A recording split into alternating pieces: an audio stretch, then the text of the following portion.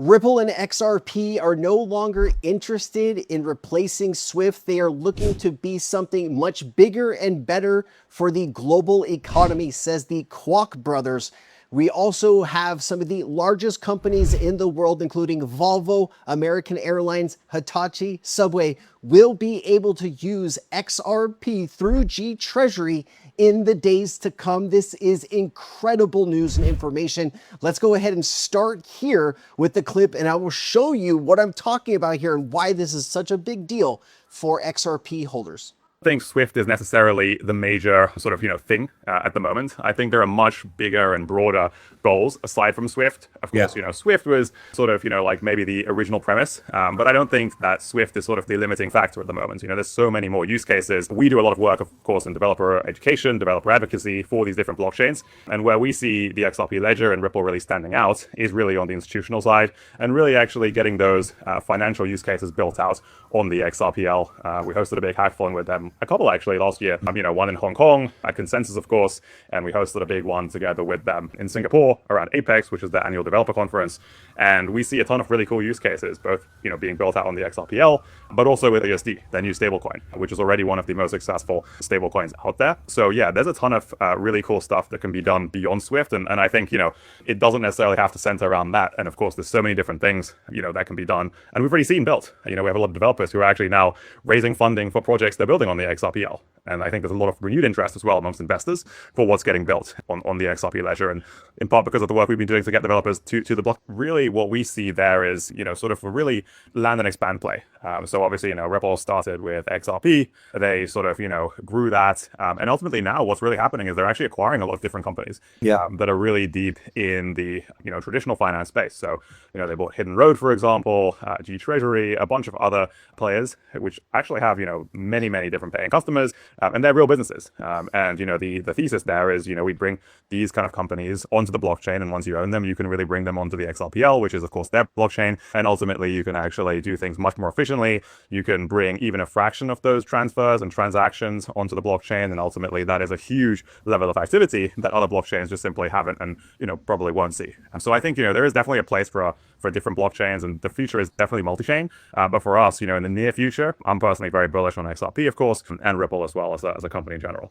Remember, these two guys said XRP to $1,000 by 2030. Remember playing that clip last year, and everybody, had their particular comments on if it was possible or not. But hey, at this pace, if we do get the Clarity Act done here in the United States, and we do get this massive adoption wave with trillions coming on chain through real world assets, as well as a lot of value moving on chain, you might see prices that, people are not expecting. And I think that is the whole thing with this new financial system. Nobody really knows how this is all going to play out. We really haven't lived through a transition like this where you've been able to own a piece of what the new financial system is going to be, that network effect. And, I wouldn't underestimate some of the prices that I think some of these blockchains can get to. It's the great thing about all of this is we're going to go through it together, and we're going to see who's right and who's wrong. And I'm really optimistic about what the future looks like for XRP holders, as well as some other assets that I own. And so Japanese banks do confirm XRP settles 60% faster than SWIFT under 4 seconds. And it says 12 new currency pairs just added at XRP Tokyo 2026. Japan has already poured 21.7 billion into XRP. If the Clarity Act passes, this becomes the global standard. So really cool information to see there. And as well here, Ripple Treasury CEO explains why Ripple is an ideal long-term home for G Treasury. Let me play. So first, Ripple, maybe I'll take a step back and talk a little bit about the acquisition and why I thought this was a great partnership and a great long-term home for G Treasury. For those of you tracking G Treasury over the last 10 years, we've obviously had lots of acquisitions that we've done ourselves, and we've had many different investors into the business.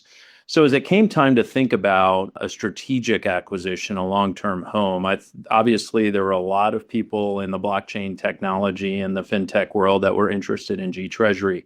Why was Ripple the place that I thought was a great long-term home? First of all, I think the capital structure of Ripple allows us to invest in an incredible way. So we'll talk a little bit about G Treasury, but Ripple has 90 billion on the balance sheet with no debt, and that frees yourself to think about a 10-year horizon. And Ripple does that across their organization, and I think that permeates across everything they do. And that's a great partnership for us as we think about Ripple Treasury and what we'll be able to do. The second is more foundational. As we looked at the disruption that's happening in digital assets, we wanted to find someone who was looking at enterprise technology. There's a lot happening here, a lot of innovation. And one of the things that was important to me are how are we going to find a home where the buyer of G Treasury is focused on the enterprise and has that constantly in mind. And everything that Ripple does is enterprise grade. That's both the technology themselves, the blockchain that underlies everything at Ripple is enterprise focused.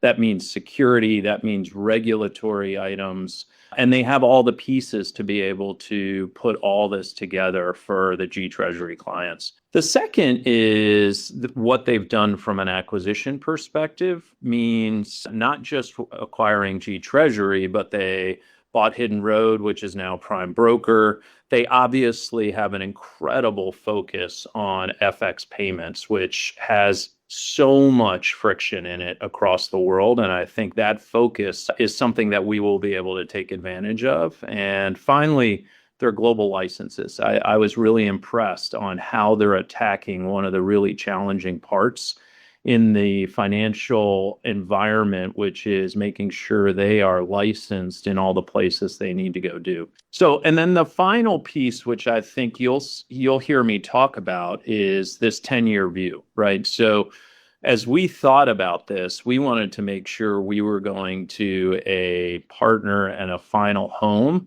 that would not drive and force adoption of anything our clients didn't want to do, but yet do two things for us: invest into the entire platform capability support of G Treasury, but also create optionality.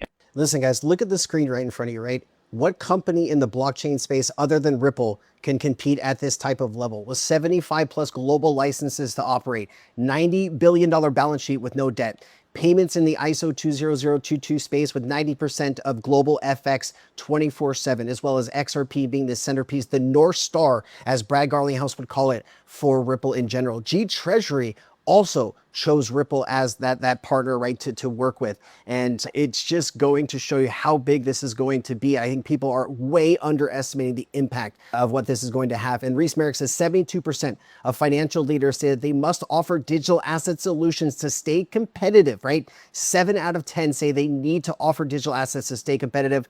That number is going to be 9 out of 10 over the next 12 to 24 months. And the people that don't, right, the one company that says we don't need digital assets, those companies are not going to have a leg to stand on here.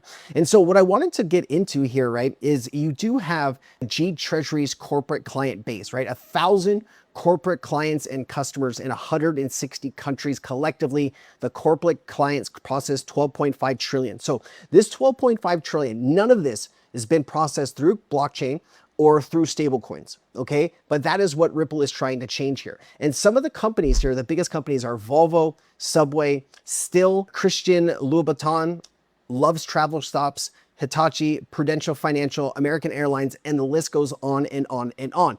And now that Ripple is rolling out one of their key technologies, right? Let me just show you. Remember we talked about Ripple launches the first treasury management system with native digital asset capabilities. This is XRP and this is RLUSD. And they're going to allow these corporate clients to be able to use these assets if they need to. Let's say they want to make a cross-border payment from the US to any other country that they do business in. They need that money to get there instantaneously. Then you can use XRP. If you're trying to pay a distributor, let's say in the US to US, and a stablecoin is a better idea to move that payment, you can use RL. It's going to give all of these partners the options to move any of this. And if you look, you got Goodyear, Canadian Tire. I mean, the company list here just goes on and on and on. I try to find a complete list, but it's very difficult to find 1,000 different companies listed here for G Treasury. But remember, this is just one acquisition. You also have everything that's happening with Ripple Prime. And let me go ahead and show you. This is a new video that I did see. Ripple's head of stablecoin confirms over 11,000 companies, including big names like Coca-Cola, American Airlines, are currently exploring on-chain payments as part of Ripple's G Treasury solution, XRP. Payments and stablecoins seem to increasingly go. The clip is a little blurry. I do apologize. There wasn't a great version of this clip that I could find. You go together, and it's one of those real world use cases that people look at and say, aha, that makes sense to me. And back in 2013, 2014, it was a lot of cross-border remittances, and it was a savings vehicle for certain retail customers in high inflationary countries and whatnot. I think particularly post-Genius, we're seeing more and more institutions think about payments and the use of stablecoins or on-chain money. Ripple made an acquisition of a company called G Treasury late last year, corporate treasury management software. Basically 1,100 corporate customers, brand names, Black & Deckers, Coca-Cola, American Airlines. And those companies have not historically used digital money, on-chain payments, et cetera, but they're all very curious as to how to do that. And so I think with the passage of the Genius Act, it's a huge unlock for those type of customers who now have a signal that the water is safe to come in and to start to think about how they're using it. So still within payments, but a different type of end user. I would say and this is why Ripple is looking past Swift now. And Ripple forecasts 33 trillion in stablecoin boom at XRP Tokyo. This was something that was talked about at the XRP Tokyo conference. Ripple dropped a bold projection. On-chain stablecoin volume is expected to hit 33 trillion this year. This figure, highlighted in a Ripple flyer, positions stablecoins as the new standard for global liquidity. Regulatory dominance with 75 plus licenses globally, Ripple has positioned itself as the primary compliant bridge between traditional finance and digital assets. Strategic focus on Japan, leveraging its long-standing partnership with SBI Holdings. Ripple's using Japan's progressive regulatory environment as a launch pad for institutional adoption and RLUSD stablecoin. It talks about institutional growth. The conference, backed by giants like A16Z Crypto, focused on the expansion of the XRP Ledger into real-world asset tokenization and decentralized finance. So that is a very big deal to see. And then Jungle Inc. also posted this: gold, silver, oil, and XRP. The OG vision is realizing. Ripple Prime just integrated gold, silver, and oil perpetuals via Hyperliquid with some real world assets as a pivot to actually see the return here to the 2012 original design version that people thought out for the XRP Ledger. The XRP Ledger wasn't built for just payments. It was built for global everything hub, the blueprint, the highway. The XRP Ledger's built-in DEX and infrastructure, the cargo, gold, oil, and silver, and high-value assets, the bridge. XRP is neutral, trustless, connective tissue that settles trades between them. Why this matters: with Ripple Prime routing institutional volume through USD and settling on-chain, we are finally seeing the shipping lanes fill up. And you can't hold a global bridge currency without having massive assets to that bridge. The infrastructure is ready. The commodities are here. The utility is undeniable. And so I just wanted to take a look here at some of these numbers. How big is the stablecoin market today? $260 to $320 billion as of April 2026. Independent trackers do show about 250 to 300 billion. Now, 1 year, if we continue this growth here, it talks about maybe a 10 to 25% growth. Anywhere from on-chain stablecoin transfer volume alone could reach anywhere from 9 to 46 trillion. So up to 46 trillion if the growth continues to be at these levels. 3-year growth, I mean, you're talking a whole lot more here. This means max supply, roughly 35% from late 2023 to mid 2024, already expanding. We're already 30x from 5 billion to nearly 181 billion by March 2022. And so, man, there's just a lot to see here. And then 3 years, 470 to 600 billion in circulating stablecoins. I think the numbers obviously could be bigger, but we'll have to see how all of this does play out.